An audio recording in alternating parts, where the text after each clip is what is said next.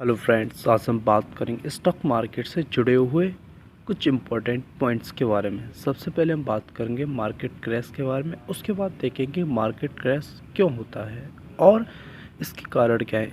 Lastly हम बात करेंगे क्या मार्केट से हम बेनिफिट पा सकते हैं या नहीं पा सकते। दैट्स द रीज़न हम बात करेंगे कि मार्केट क्रैश क्या होता है।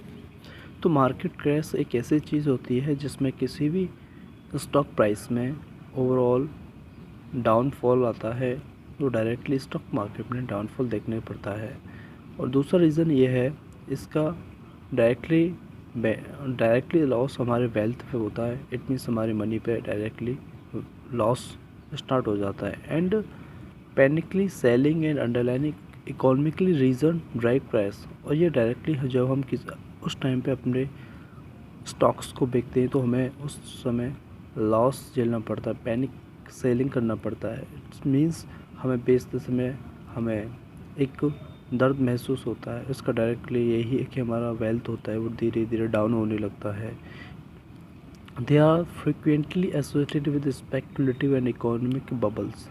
वो डायरेक्टली हमारे इकोनॉमिक्स बबल्स की तरह होते हैं, डायरेक्टली फ्लो डाउन चला जाता है। अब हम बात करेंगे कि स्टॉक मार्केट क्रैश क्यों होता है।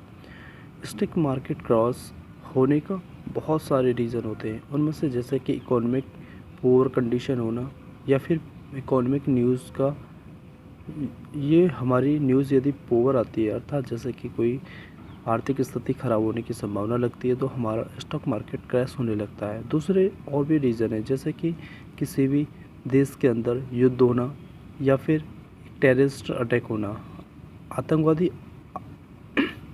आक्रमणों का भी एक दूसरा रीज़न हो सकता है। या फिर हम कह सकते हैं इन सभी के कारण हमारे स्टॉक मार्केट क्रैश होने की संभावना होती है।